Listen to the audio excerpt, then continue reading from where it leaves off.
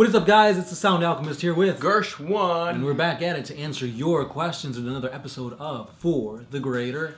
This is a video series where we answer the questions left by you, the viewer. If you have a question for us, comment down below, put question in front of your question because we get to those questions first. And a lot of you guys have been complaining that your question's not answered.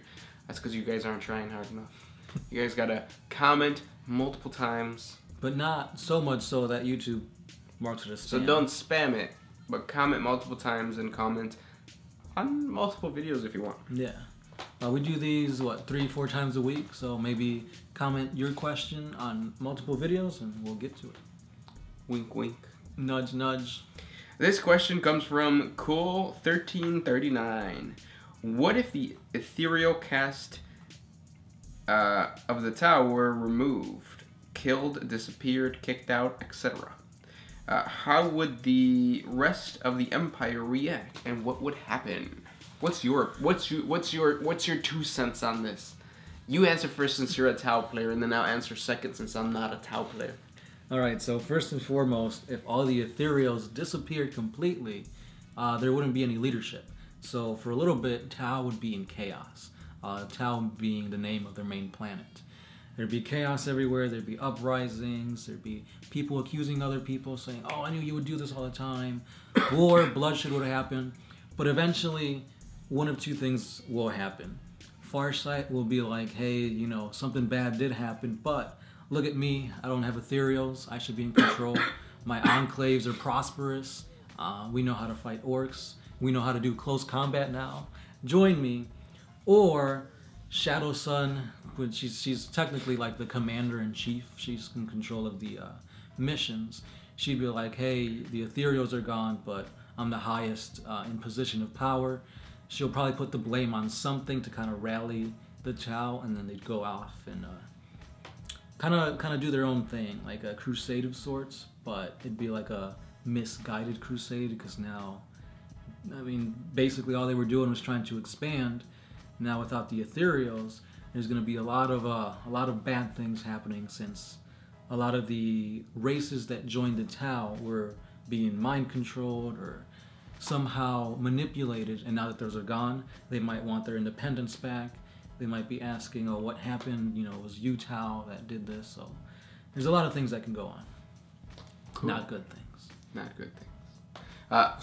What I think would happen is, I do think that there would be slight chaos, but not coming from the Taus themselves. So what I think is that because it's been so long, it's been 3 spheres of expansion since the greater good has been like placed onto the Tau people. The Tau people, even with the ethereals gone, they would still follow the same rules of the caste system and just staying in line. And like you said, the commander, Shadow Sun, she would take over, right? Most likely, yeah. She would take over, and the collective government that has already been established would just continue on because that's what people know.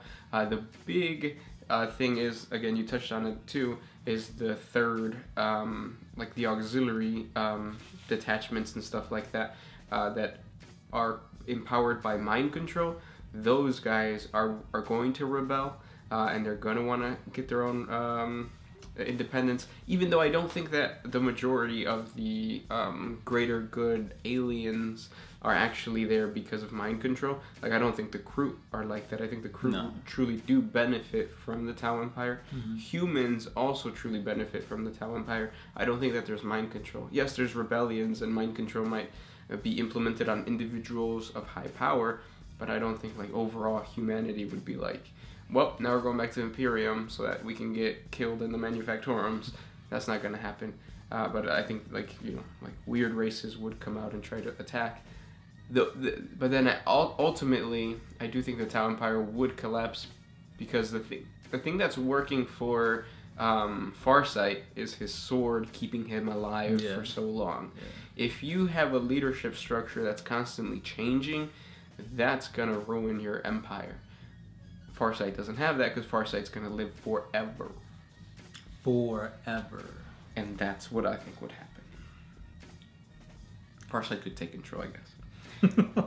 Next question comes from Michael Howell. See, he did what we said. He commented multiple times. A lot, actually. Do you think that the custodes or assassin clades are like knowingly or unknowingly part of the Alpha Legion sleeper cells?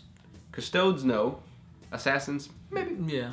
I mean, if they're an assassin, they're already in a good position to be traitorous because they got the skills. Yep. Kills. The kills. Volber. Who would win in a sausage eating contest? An orc, an Ogryn, a space marine, or a Tyranid gene stealer? I would go with the orc. I'd go with the Ogryn. Yeah, you changed my mind. I'm going with the Ogryn too, because he would focus on the task at hand. Mm-hmm. The orc would try to fight the person next to him. The space marine would be like, yeah, I'm trying to protect the emperor. What is a sausage? Yeah, and then the gene stealer would try to like impregnate a woman off to the side by burrowing into her chest. But first, he's got to steal her genes. Next question comes from Michael Howell. What would happen if a psychic blank, such as a Silent Sister, killed Lucius the Eternal? Or for that matter, a Custode or a Primaris Marine or Gilliman? If anybody, I guess, what's the word I'm trying to say here? Killed.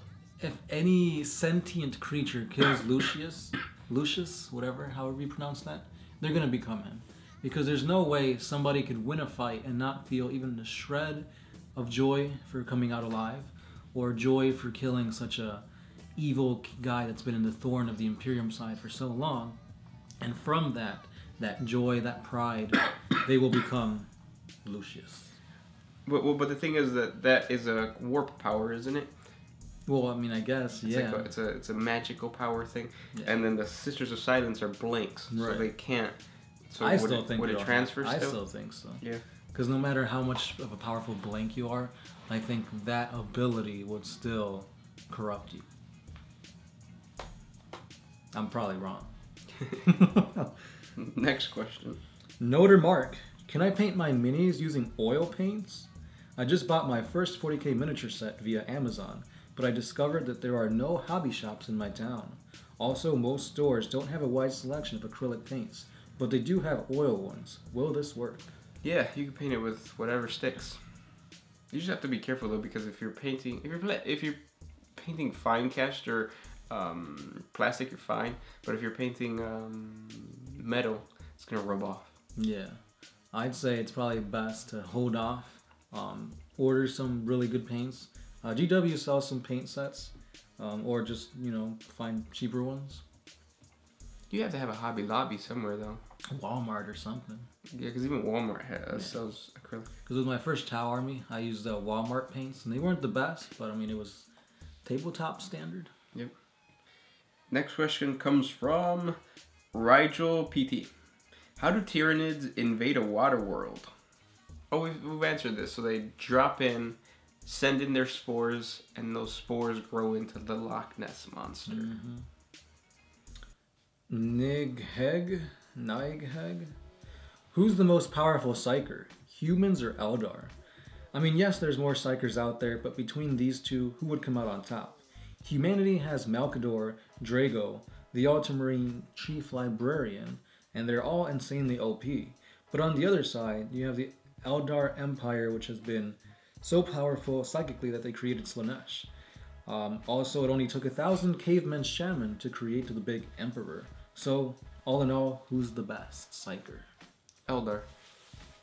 I mean, he does bring up good points. Yeah, but because even if you add all of them up together, you would have to add up every remaining Eldar. Craft World, Dark Eldar, Expedited World, and I think that would still add up more to, or that would add up to just psychically more powerful. Yeah, I'll agree with that. If you any individual Eldar is a powerful Psyker. Any individual human is not. But again, you do have those rare cases of having strong Psykers, such as Malkador, Drago, etc. Yeah. So yeah, I gotta give it to the Eldar. Next question comes from, I have the Camel. Has the warp ever spat anyone out in a completely different universe? No. Or at least none that we've known about. Right. Because otherwise they would spit out other universes into the 40K universe. Or maybe they could spit them out, but there's no way to come back, so we don't hear about it. Could be a possibility, yeah. But that's part of the reason why they say that, or I think that's part of the reason why the Chaos Gods only exist in this galaxy. So it's not even universe, it's galaxy. Next question. Carl Canova. Is there any other race other than the orcs and necrons that use or destroy astral bodies as a means of warfare? I know that the orcs use asteroids and even moons as spaceships or projectiles. Necrons have weapons that can destroy planets. I don't think the Imperial Exterminatus destroys a whole planet, just the surface. No, they do. Yeah, they're basically like the Death Star. Yeah. There's a lore video that came out probably Sunday. It talks about Zonia, I think it's called. Sithonia? I googled it and it said Zonia, so I was like, all right, I'll go with Zonia. But it's Horus's homeworld. Oh, okay. And that was completely destroyed by the Imperium to the point where it's just asteroid. It's rubble now. Tau, I don't think they have any means of using like astral bodies as weapons, but they do have like weapon and gun batteries on like moons and stuff for defense purposes. Tyranids don't. Orcs have rocks. Yeah, he already said orcs are part 1. Necrons also use it. The Imperium, kinda. Yeah, I think that's pretty much it. Because he was just looking for weapons that can destroy planets, right? Right. Or using planets themselves as weapons. Oh, okay. Like the orcs. Okay. Use asteroids and shit. Next question comes from Martin S. Ostavin. Would you create an Adeptus Astartes or Adeptus Custode Primarch? No. Because that kind of be like the Emperor, because the Adeptus Custodes have the gene seed of the Emperor, meaning he'd be their Primarch. Yeah, they're basically the Grey Knights, and the Grey Knights don't have a Primarch. Right. Last question. I have one from Morpheus 28993. Do you guys do a video on the Space Wolves versus the Inquisition after what they did during the first Battle of Armageddon? No, not yet. We've done Space Wolves versus the World Eaters. World Eaters, and we've done Space Wolves versus the Dark Angels. Mm-hmm. But Space Wolves fought everybody, so we're making our rounds. Yeah. And those were the questions for today. Thank you for sending them our way. If you have more questions, comment down below. Be sure to put a question before your question, because we can get to those first. I did see a few in there that didn't have that, so that's probably why it doesn't get answered, guys. With that said, This is the Sound Alchemist, Gershwan, and we are out of here.